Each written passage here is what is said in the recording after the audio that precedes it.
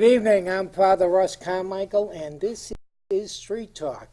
I got a great show for you tonight. Whenever you're seeing this show, we're doing a great taping down here in Oxford.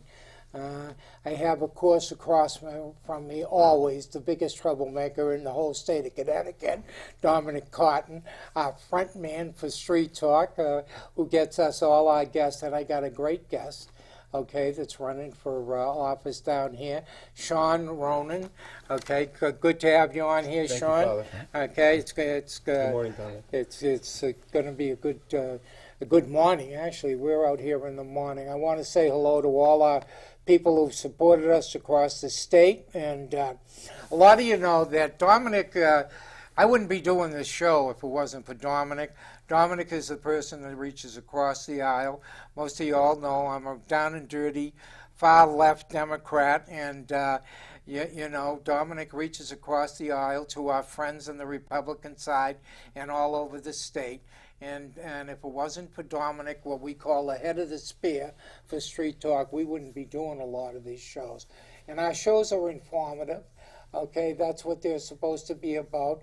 Okay, the reason I do the show is most people all know that I'm an ex-offender from long ago. My path from prisoner to priest was a rocky one. But I do the show, a lot of the show, because I want to demonstrate to prisoners, ex-convicts, and people who are marginalized that you can do what I do. You can do all these things, be a productive citizen. All you got to do is get out there and walk the walk. With that, you know, I know that I got a cop sitting beside me. You know what I mean? There's no handcuffs in his hand. You're safe. And he's not here to lock me up. And I'm a rose between two thorns. You know, this is like my family table, you know. Got my brother Bruce, the sheriff. But usually they're ready to cuff me. Look, you're out here and you're running. I want to tell my audience, our audience, what it's about. Why you jumped in the quicksand. I want to thank both you guys for having me here.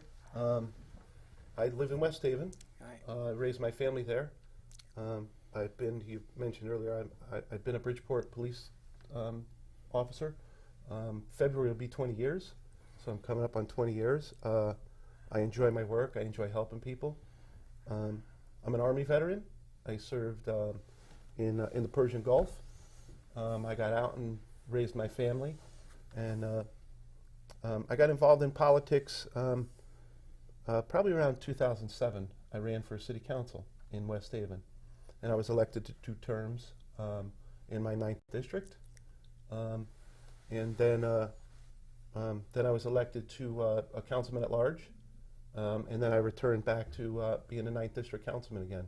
So I'm a 4-term council person, and I enjoy politics, and I want to move up and really, I think I can make change and institute bigger changes in things that I'm interested in up in Hartford.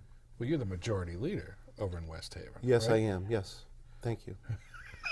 It's just a quick reminder. That's Yeah. all. And you're running for the 117th, which is Milford, Yes, Orange, and West Haven. So Yes. you got a big portion of yeah, it incorporates. Yes, it incorporates a part of each of the 3 towns. So he's running in your area, right? He's not running in my district, but Right if you're Milford, you're I just missed it, Dominic. you're probably by a street or two or something along those lines. And I noticed, obviously, we're talking about your priorities are much like mine. Education's a big priority for you. You have children. I have 3 children. My son Joseph is 25. My son Ryan is 21. He's in the Navy down at Fort Meade, Maryland. And my daughter is just finishing up her freshman year at West Haven High School. Wow, okay. So serious interest in the education department, really. And it's important. He's the same age as me, and he's ahead. He's way ahead of the curve here. I started late in life. He started early. I was a child groom. You I was all, 20. you all can be my babies. I was 20 and my Right? wife was 19. Okay. And we've been married since 1989, so 27 years this June, the end of this month. I couldn't keep one long enough to. I've had multiples over my walk and my journey. I have a huge amount of kids, and yeah, I kept the kids. The wives got rid of me. Is what happened. But, and I'm father to many, obviously. So I stay out of the marriage issues. You're safe that way. I'm very safe that way. Okay, but I am a priest that can advise you on smart things to do and smart things not to do. You know, dedication to kids though is a serious issue for me. I believe that education is the key. I believe it's the key for everything. I believe it's, as an ex-convict, it's the key to changing your life, and so it's an important aspect. And we got a lot of problems with our education. I absolutely agree. I think education is the key to any success. I'm still working on getting my college degree, getting there, but we're getting there and keep plugging along. Life happens, but I think it's a lifelong process too. Is also just, you know, you learn every day. We spoke earlier, and the kids, I love children. I was a mentor for drug education for youth. As a police officer, we would take a group of kids from Bridgeport and bring them up to Camp Roland and teach them some team building and life skills, and we would mentor them throughout the year. And that was junior high, and I did that for 3 or 4 years, and then, like all good things, you know, the funding dried up and the program went away. But I, you know, coach baseball. I'm involved in youth activities. My daughter is an avid athlete. She's in volleyball camp now, and she plays basketball and softball. And my kids all played sports, except for my Ryan. My Ryan was a theater major, and he decided to leave WestCon halfway through his junior year. Not to mine or mom's pleasure, and he joined the Navy. So I couldn't be more proud. He's a great kid. He's smart. He just got promoted last week. Chief Petty Officer, 3rd Class, Ryan M. Ronan. This is for you, buddy. There you go. We love all who serve. You know, my daughter's officer, Coast Guard. You know, awesome. Yeah, graduate of the academy. So that's even better. Yeah. So we have a lot of family members that serve. I think I have 7 family members in the United States Coast Guard right now. We have 2 retired naval officers. I have in the family also. That are naval officers. Dad was a Marine. My dad passed, and Memorial Day was his day. He was a double-star officer. It was hard. The Memorial Day was a hard one. This Memorial Day. So, you know, I really love families that serves. I didn't serve. I got in trouble. My service was in Walpole State Prison. You know, but I lost two good friends as we were talking outside in Vietnam, and I probably would have been with them if I didn't marry young. I was silly. Married young, very young when I started. But well, you were around the turn, what I call like the turnabout, and the way I think we think about and the way that we treat vets. I mean, obviously coming out of the 70s and the Vietnam era, I know Persian Gulf. Yes. I think the level of respect that people carry for our military services has changed, and I see that continue to change. But I think there's still so many issues that are out there that people just don't really understand or don't really get. And I know I've worked on the mental health side of things, and post-traumatic stress disorder. Yes. The Veterans Administration with health care and all the issues that go along there. I mean, obviously, I think our state tries to do a good job in working with the vets, but there are so many vets issues that are that need to be addressed in our legislature. There are our Veterans Administration in Connecticut, the healthcare is some of the best. I'm enrolled in the system. I use the system. It's a benefit that I earned, and I think they're top notch. They're affiliated with Yale, so they, there's a lot of doctors coming through there, and also I think a lot of that goes back to like television and our social media now. During Desert Storm or the first Persian Gulf War, it was on TV every night, and everyone was so into it. You turn on the news and you have to watch that. But then now after 2003, the invasion of Iraq, we kind of, news dwindled. We got used to having it on there and just kind of turned it off. Yeah, we go through a series of things. As I said, my father, World War II vet, double Bronze Star winner. I didn't even know he was a hero. He never grew up and understood.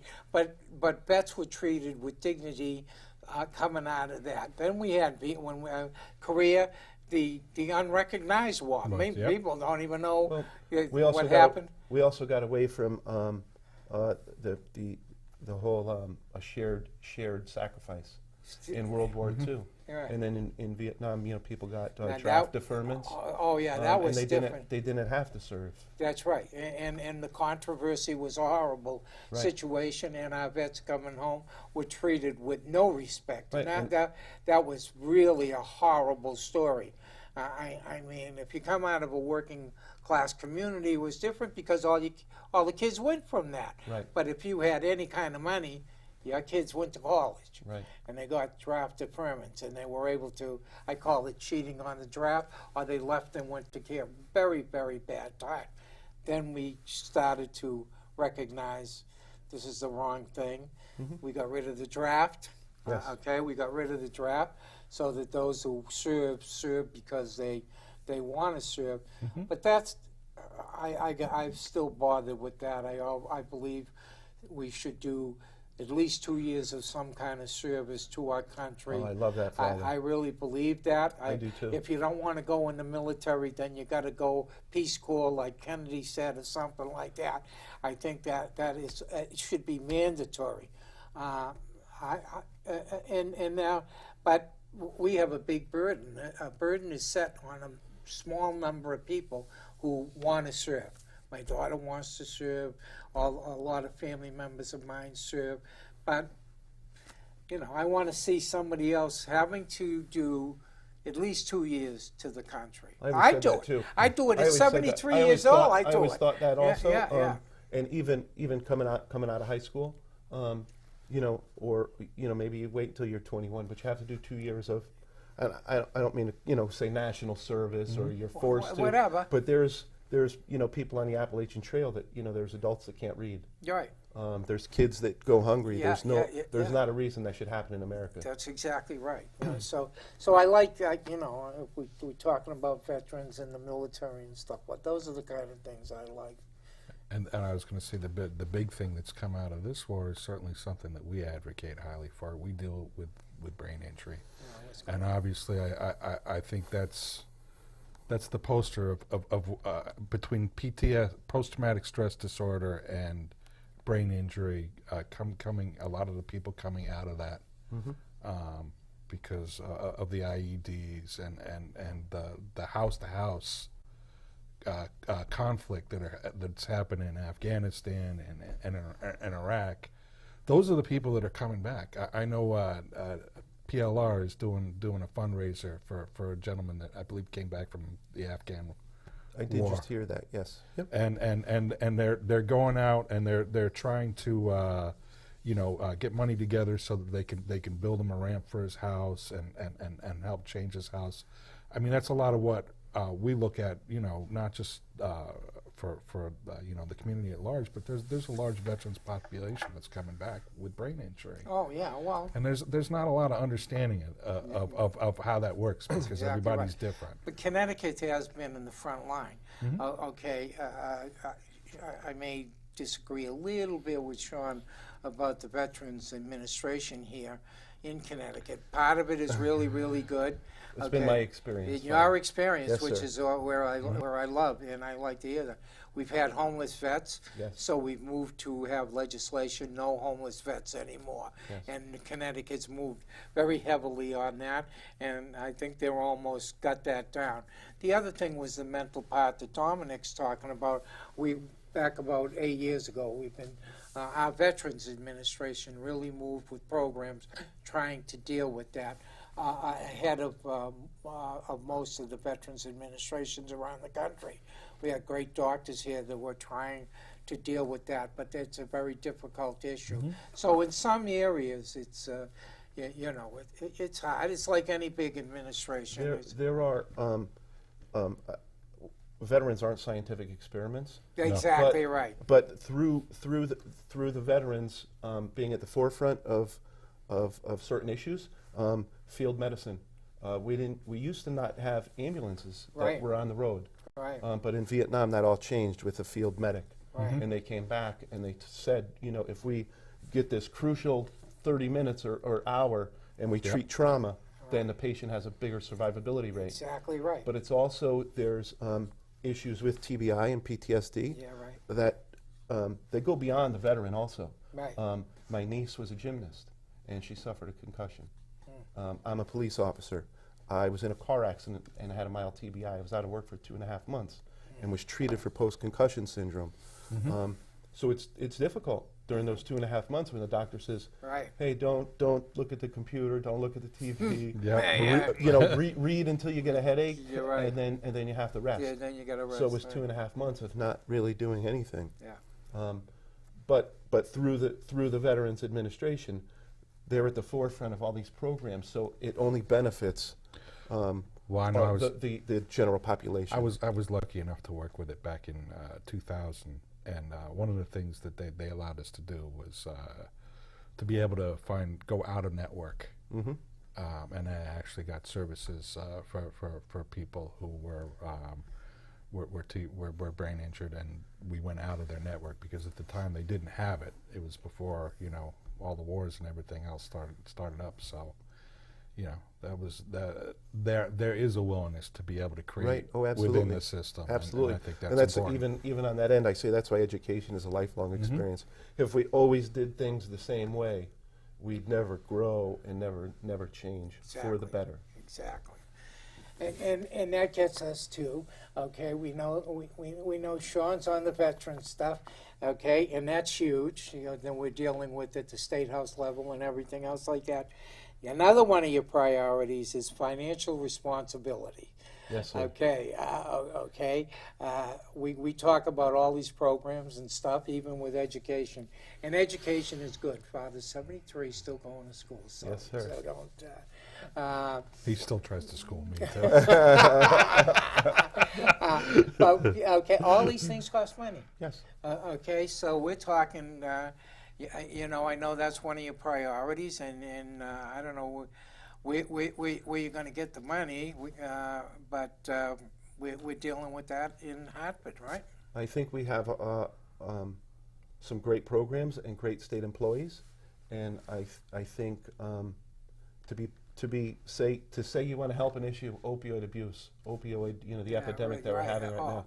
I can speak firsthand on it for hours that people aren't doing the drugs they think they're doing.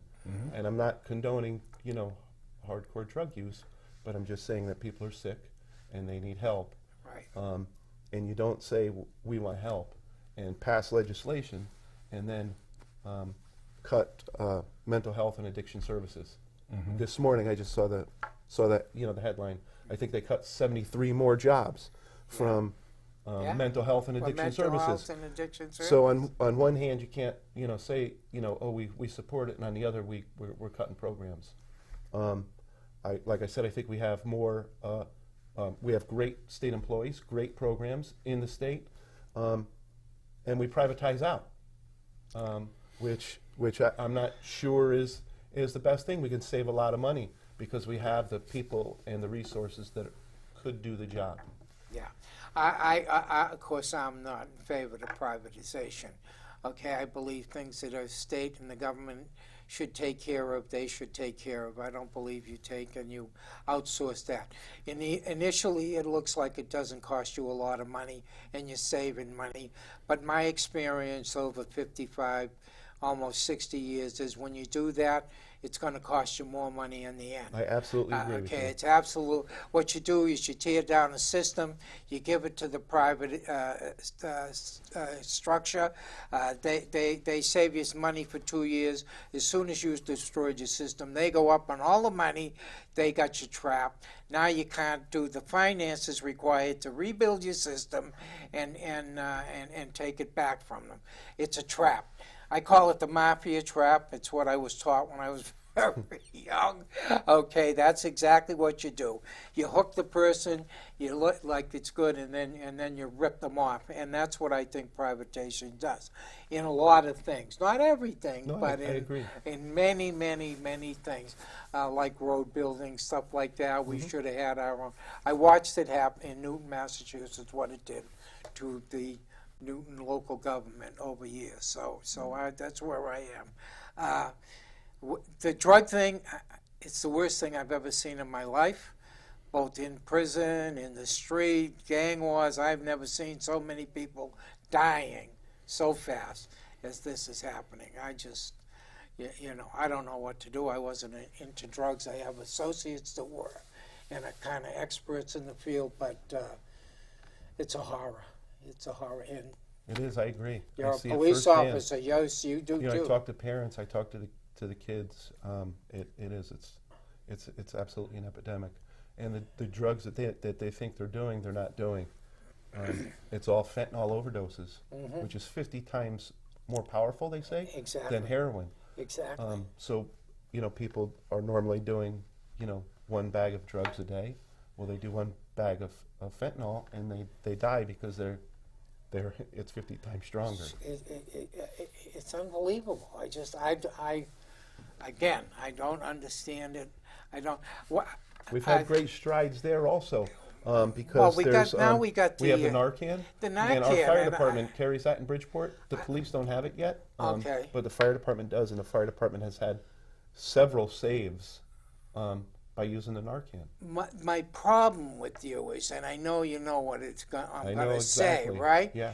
The problem with that is the individual users that now know about the Narcan, they think, oh, I can use if I'm going to die and I'm going to be saved. Right. Right. Okay, so I mean that It's scares definitely me. scary. Absolutely. Yeah, so you're in a catch-22. Yeah. Do you have it or do you or not? These people are dying. I believe it's 13 deaths in the New London area alone in the last 2 months.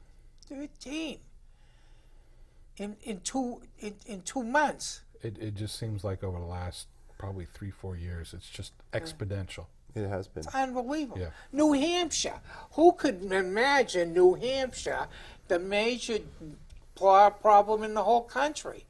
I mean, you're not talking poverty city in New Hampshire. And I do think, I might think, and get off on a national drug policy here, is that we eradicated a lot of fields over in Afghanistan, and then the cartels in Mexico said, oh, well, we can't get opiates, so we'll make our own.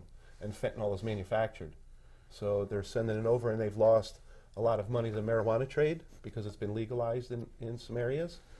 So the cartels have lost that money, so they have to make up their profits. See, what our American people do not understand, right? You don't understand. Colombia, Mexico, all these places, their government runs on the money that they make from drugs. They need the money. That's why we need to legalize it, because it cuts them out. We don't want it because it could bring down their government economically. And that's really, it's the money and the profit that they make that goes in and it's washed. And our people don't quite understand that. Right. The government runs on drug money. Colombia runs without the drug money. They're broke, and so they got crops and things that they can't manufacture to make enough money, to run their places. That's the problem. We have to figure out a way of getting some other economic profit that they can make that can replace this stuff. We need to do that in America also. And we need to do Cal, it in the streets of Connecticut. We need to do that. look at Colorado. Mm-hmm. You want to take an experience? They got no debt. Right. Oh, the answer here. Let's grow grass. Let's Right. hook everybody on grass. Okay, it's well. People I go there on believe. vacation now. I know. I just saw it on the television. People were going and they were paying like big bucks for the experience. Yeah. You know, these middle-aged Yeah. women or men, and they would fly to Colorado to a resort. Yeah. A limousine would pick them up, and they'd go and they'd have this, highfalutin party and smoke marijuana. There's one thing for medication, having it for medication. I happen to agree to legalize it. I do. I agree 100%. It's another thing when you. It's a totally different thing when you're buffing up the contents to get greater high in the plant for recreation. Those are two different things. And people think they're the same thing. No, they're not. I absolutely support medicinal marijuana. Yeah, there you go. And West Haven has a grow house. We were awarded a grow house in West Haven. Milford is going to have, I think. They're going to have It's a dispensary. great. Yeah. A dispensary. And you're going to have it this way. That's great. I hospiced my wife's mother Uh-huh. and her father-in-law in the same year. In the same, Yes, one was in our house and one was in his own house. Okay. And if there was anything that a family member could do to relieve that pain or the discomfort, Right. then I'm all for it. Yeah, see?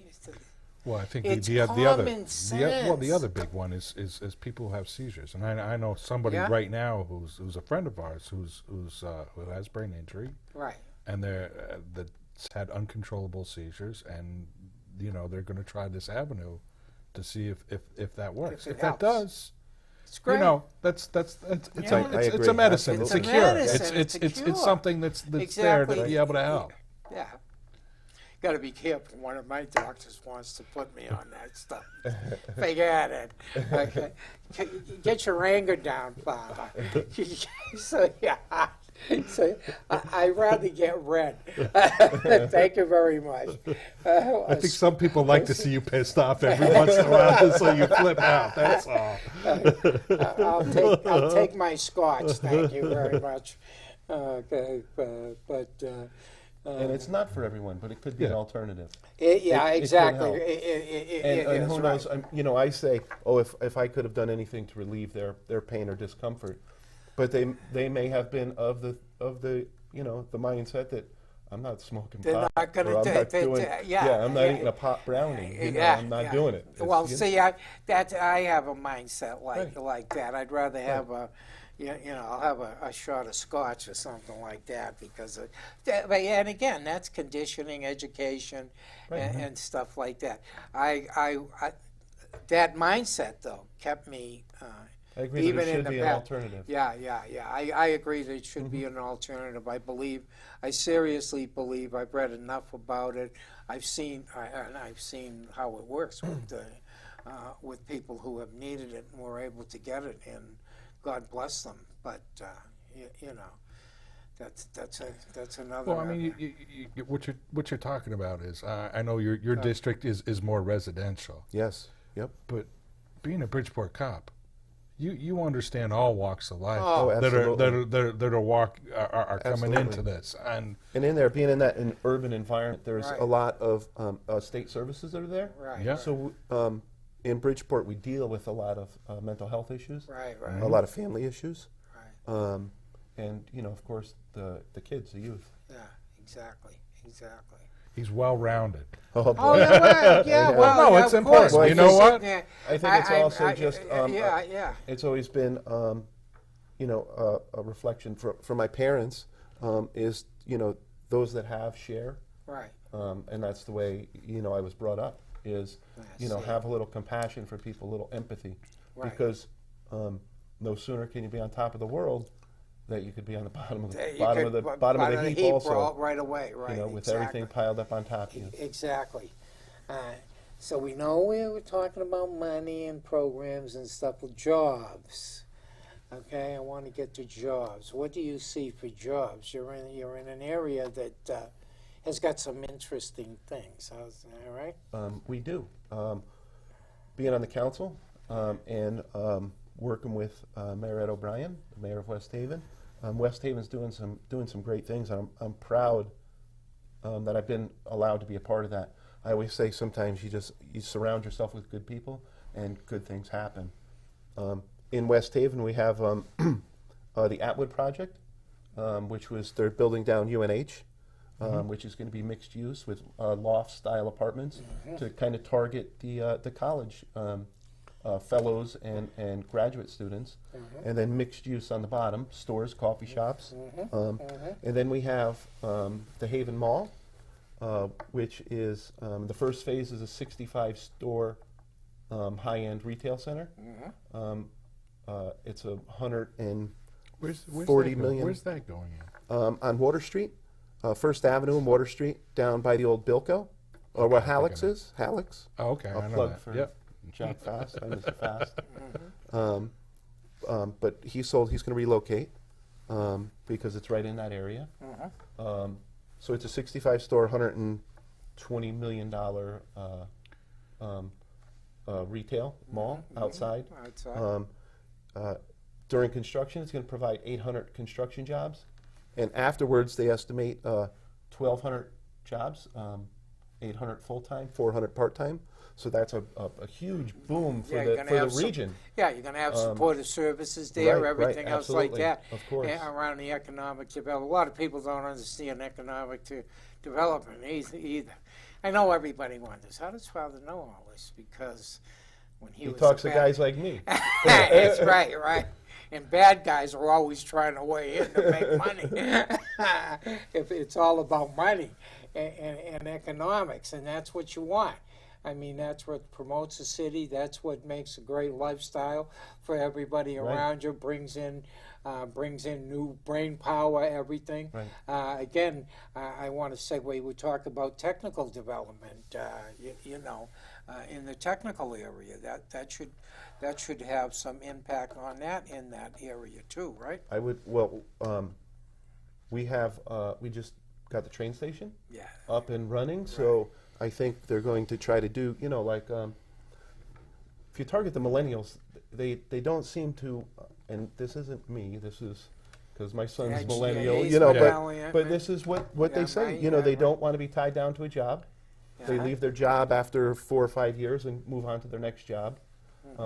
They don't want cars. They want transportation. So if you build up around the train station and give them what they want, they'll come. They'll come. And they're all the ones in the IT industry. Right. In the the high tech stuff. Right. So if they can jump on a train, go to work, come home, go to the store, ride their bike to the beach or the center of town, they're happy. That's right. That's what so they're looking for. That's who you have to cater to also. Exactly right. Yeah. A lot of people aren't understanding that. Of course, I have one younger. Well, she's the youngest, but she's got a Coast Guard career. But still, her off time is like that. She's multi-phase, multitask, and her husband. That's the way they are. They want convenience. They want to be to public transportation. Whereas, they really. That's why I got her nice cars. They don't really want cars. Right. They want to be able to get to get on a bicycle, get on a train. Exactly. Uber. Uber. Exactly. Yeah. So back, we even spoke on the World War II generation, the greatest generation. They got out, went to work in the factory. Right. And built their house, had their 2.2 kids and 1.2 dogs, and everything was okay in America. Right. Now we have, the young kids who they're techies. I could talk to my friends in California on my phone without even calling them. I don't even know how to use this. half of the things we don't know how to do. But the world is so small right now. Right, exactly. And all you have to do is reach out and press a button, and you could talk to or reach anyone anywhere. Well, talking about technology, I know two of the big colleges Obviously, Yale is over in West Haven now, Yes. in the Bear Center. The and, Yale West campus, yes. and also UNH took over. What was it, Hubble? Yes. Yes. Yeah, That's Hubble, the in Hubble. Orange, yeah. So certainly, when we look at the bigger picture of where the jobs are going to come from, being able to partner with the school systems that are around, and especially in the West Haven areas, Yep. is making that whole livable and that whole connection with the research people that are out there. The only problem is we're talking higher level jobs. It's the lower level jobs that we are not supplying now. That's the problem. Okay, the low entry jobs. Okay, when I got out of high school, I didn't have to worry. If I wanted to go to college, fine. If I didn't want to go to college, I could go to work for Raytheon. I could go to engineer, tool and die maker. I could go. There were tons of jobs, and I'm going to get paid good. In fact, I'm going to probably go on a line, and I'm going to get paid from more than the poor person who've been working there for 20 years. Okay, because just because of my high school education, I got one. They don't. Okay, that's not how it is anymore. Okay, I could go to cutting lawns. I could make more money. I went right. First thing I did, I was a Teamster. I've been a Teamster since 1962. Okay, that's the first, and I lied, and I drove truck and worked for the Teamsters for initially, and then I worked at Raytheon, which was a pretty good, high-paying job, and then I went into a machinist shop where I did, and I was trained. I was actually trained for those things in high school. I knew how to do lathe work. I knew how to do all. They don't do that anymore in school. All that stuff is gone. Now the guy comes out, or woman, okay, and not doing too good in high school. Where are they going to go to work? McDonald's wants you to have a high school education. You're stuck. Okay, there are not those type of jobs yet. We haven't transitioned because we are all on the technical end, and that's my real concern here in Connecticut. New London, high poverty rate because of lower education. Really, we know what it is down your way. Right. You know what it is. You got part of the place. Same thing. You suffer from poverty situations in certain parts of the community due to no education, no training, no. That's who I worry about. Right. We fought in West Haven for the shops. I got some of my best learning in wood shop and metal shop. I absolutely believe that it kept me in school for as long as it did. I enjoyed shop and working with my hands. I've been a union man my whole life. I was a union president in 2005, 2007 for a Bridgeport Police Local. I've sat on state level offices on the executive board, and worked in Washington on issues concerning some law enforcement stuff, but being a union man, I think we need to work towards a livable minimum wage in the state. Where are our apprenticeship programs? Right, Remember? right. All our My apprentices. brother's an iron worker. My brother was an you iron know, worker, and he went right into being an apprentice. Yeah, apprentice, plumbers. We used to have Yes. the plumber apprentice, carpenter apprentice. Absolutely. All these programs And it are all started union. in the shops. And it all started in the shops. And they're service jobs. Yeah, They're good paying jobs. Right, absolutely. And we need them. And Well, that's, right. Well, fortunately for you, you can advocate for that because right in our district is Platt Tech, Absolutely. which they do advanced manufacturing and other things along those lines. And this is where we need to, make sure that we support that Right. education across a broad spectrum. Right. yeah. So, did I cover all the things? I don't know. We're just showing how much of a well-rounded guy. Yeah, I wanted to bring up a couple other things. Go ahead. You can. I had his it's- priorities. He talked about all these things. I got them down. Look, I think it's cheated. You did your homework, Father.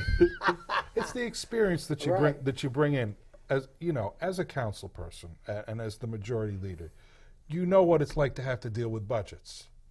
You understand the process because you've been a part of a larger team. You know how laws are working, and obviously from both ends of the perspective. It's all this well-roundedness that, when you walk into a situation where you go up into the Capitol. I know I remember listening to this thing where one gentleman was talking about the fact that he was so excited that as a freshman he got like a bill passed. Somebody who knows what to do is going to be able to jump on top of that and obviously work within your party. Well, right? the process. What I really wanted to do here, when I did vet a little bit, I knew where Sean was coming from. His background as a police officer, I wanted to try to get out for your own constituency, and myself, what that means. 20 years of service as a police officer gives you a perspective. I mean, I know from my own brother, okay, but if somebody doesn't interview you, no offense, you know what people think of cops, right? Of course I do. Dumb Of course cop, I do. right? Of course. Okay, and it's not true. Okay, and this is coming from a bad guy. Okay, I know that if you interview a person and you go down there and you see, oh, wait a minute, this guy's a cop. Yeah, he's 20 years experience in the street, all kinds of avenues dealing with all. If he didn't get educated to what's going on, then maybe we could say something. Right. But apparently, it's obviously it's totally not the case with you. Your service. Thank you. Okay, your service. Thank you for your service to the country. Okay, and your civic duty. I mean, it's demonstrated. And of course, on our show, I want to demonstrate it to your constituency that is out there that hopefully is going to see you. Even though Dominic brought you to me. The big trouble. I think it's right just now. a reflection, and there's. I don't even feel like there's a need to thank me, because I think just the way that I was brought up is just it's service to your fellow man. That's what you're supposed to do. Right. That's what I mean. It's like it's right, following the right. golden rule. That's That's what you're supposed to do. You're supposed to help people. You're supposed to help people. Especially those that are less fortunate. Exactly. More people need to know that. Right, because I've been blessed, and have a certain graciousness that's been bestowed upon me. I got to say the same thing about myself. I wouldn't be here sitting across the table from you or sitting beside you at the table if I hadn't been. And we just got to demonstrate that. So now you can ask him questions. I'm done. There's only like 5 minutes left, Dominic. Yeah, Make it quick. What's left over? I got 5 minutes. No, I like I said, I think it was looking at the experience that you bring. I know when I want my legislators up there, I want well-roundedness. I want to be a reflection of the different communities, and for people to be able to understand. I mean, it's just like one of the biggest things that came up in previous sessions was talking about body cameras on police officers. You're going to have a better understanding of what that's like, because you have to understand all sides of an argument. You have to be, in order to be able to find the middle ground, to be able to work with everybody. And, I mean, to me, I understand it somewhat because I ran a large facility where we had cameras. And I know, because I had to deal with investigations of certain things. If we didn't have those cameras, we couldn't, have eliminated what somebody, was purporting. Right. So I mean, it's something that when you can look at it at something like that, you understand it from firsthand what it's like in order to be able to deal and work within that community. I also think being well-rounded and being able to work with people is an asset to the fact that if you don't provide solutions or provide input, then you're an obstructionist. Yeah. And you can't go and say, we need to cut this, we need to cut this, we need to cut this, we need to cut programs for the disadvantaged and those that can't fight for themselves. Exactly. Let's cut that because it's easy, and that's the only input you have. You need to be able to work with people and come up with some real solutions. I totally agree. And whether it's the camera or it's the 73 people that were cut, on the one hand you say you want to do the right thing and then you cut 73 people, you can talk directly to that. If it's about cameras, you can educate people who don't know that aspect that sit with you in the legislature and stuff like that. What I want to do, though, is I want Sean to be able to talk a little bit to his constituency out there. I know I got 10 minutes on here, and we're moving right along. Yeah, we're doing well. We're moving fast. Conversation's been flowing. Yeah. I think I'm a good person for the job. I think I have a proven track record of working working across the aisle, and I don't mean strictly Democrat and Republican, or a Democrat and a third party.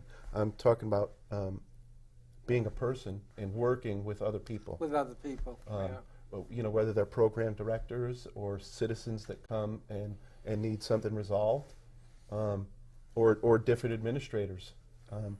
There's something says to the fact that you can get some stuff done just by listening. A lot of stuff we just need to listen. People can come and argue and be angry, but when it comes down to it, what do we really need? Right. And the solution might not be that hard to accomplish. Might not even cost any money.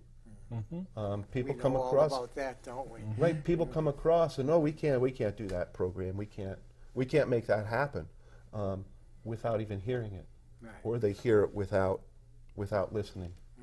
And cost can be minimal, or no cost at all. So you're going to be out there. I'm going to be walking the beat You're going to be walking that in beat. West Haven, Milford, and Orange. When do you start walking? Soon. I've been to a lot of events. There's a lot of support, and I think it's great. Missed a great opportunity. The parade got canceled because of the rain. Because of the rain, Yeah. Okay. So, but I've been out there and I'm excited. I've wanted to be at this level for a long time, and really a long time. This button I'm wearing is from 1982. My father ran for the same seat. Okay. He was involved in politics in West Haven. Was a fire commissioner for on and off 20 years. He's an emeritus fire commissioner. I'm hoping to have a better result than my father did. I love you, Dad, but I want to win. You want to win? Nothing wrong with that. No. So he pulled it out of the archives, and I wear it around, and it's a great conversation starter. That's great. That's good. And Sean's not in your district. He's close, but he's in your area. Very, very close. Very close in your. That means you can get him out walking with you. I'm probably sure that I'm going to get once you guys get a headquarters together. I know certainly I walked for Gail, and I walked for my friend James Maroney last time. So certainly, But I have we're up and running. Speaking of headquarters, Oh, you got your head? no, not Not yet. yet? We have there's another race in West Haven that they're running Okay. on the other side of town. Okay. So they have headquarters, which I'm utilizing. But I have a Facebook page, Friends of Sean Ronin. Okay. We have a Twitter, Friends of Okay. Ronan, Okay. and I have a Facebook a website, friendsofronan.com. Okay. And it has a lot of the issues on there. Mm-hmm. So if there's any questions, has contact info, Okay. so you can get a hold of us. Get a hold of me. Very good. Very good. Dominic will probably put that up when he puts up your tape, Yep. right? Yeah, that's great. So he knows where to contact them and Yep. stuff like that, Mhm. right? Yep. Yeah. Yeah, the Facebook, a lot of people don't realize the power of Facebook. And everybody's learned your secret, Dominic. So They not- just don't do it as well. They just don't, they don't do it as well. No, I think you need to be adept to tech stuff. You need to, you know, I'm not a techie, and you need to be adaptable to that stuff to use it effectively. And that's where a lot of people are. That's where our new voters are, Yes. and that's where they're getting their information, and that's a good thing, you know. So, you know. Let me see. What else do we have? You want to know who we got up next? Guess what? I was gonna. Yeah. Who do we have coming up next? You were right. Next tomorrow we're going to be with candidate for the 18th. My Tim Bowles, Bowles, who's right. running for the state senate. Right. Next week we're going to be with Gail Lavielle from down in Wilton, Westport, and Norwalk. Yeah. Gail's causing all kinds of trouble. Yes, she does. All the time. She is. I love Gail. You know that, Gail. I love you and everything, but I'm watching the trouble you're causing. Good job. And unfortunately, we have to reschedule, so I'll have to get them set up. But our next Speaker of the House, Joe Arsenowitz. Oh yeah, he's going to be this week. He was supposed to be with us. Supposed to be on the 21st, and then we have to reschedule him. Because of a closed studio, right? Yeah. And then we got Needs a big apology. Senator Boucher from down in the Norwalk area, and then of course, last but not least, in June we have Speaker Emeritus James Amon. Oh, I love Jim. I love Jim too. I He's love a great Jim. guy. Jim's such a super guy. Jim's, you know, he's one of the greatest guys. We go a little bit behind the scenes for a way to, especially. I have a group that of advocates we try to train and everything, and Jim kind of. You know, helps with what goes on. He gives us what happens behind the closed doors. doors. You know, There's a well-rounded guy. Oh yeah, oh yeah. yeah. Oh, He's yeah. fabulous Great man. guy. It's Jim is, yeah. really is, You know, and again, people going into this, your experience is great. You're going into this, you know what you're getting into. You're jumping in the water. Your people should be looking at you. Look at them good. I'd vote for the cop. If I was in his district, okay. Thank you. Well, we can go early. Our show we can cut out early. You can run the street if you can, and we've got a great show here. It's up to my technical squad back there, but if you want to do it, we can round it out. We're gonna try. Thank you. Good night. God bless. Pray.